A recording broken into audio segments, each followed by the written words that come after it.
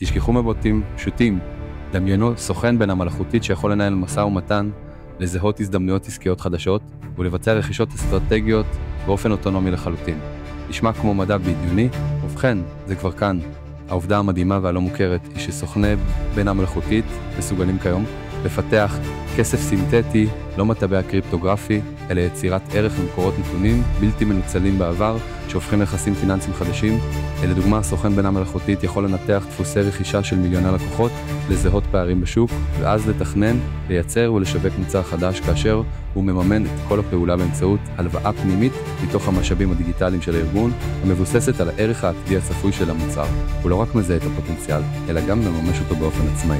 המשמעות היא שסוכני בינה מלאכותית לא רק מייעלים תהליכים קיימים, אלא הופכים למנועי צמיחה פיננסיים עצמאיים, שמייצרים רווחים במקומות שאפילו לא ידעתם שקיימים. האם העסק שלכם מוכן לכסף שנוצר מבינה מלאכותית?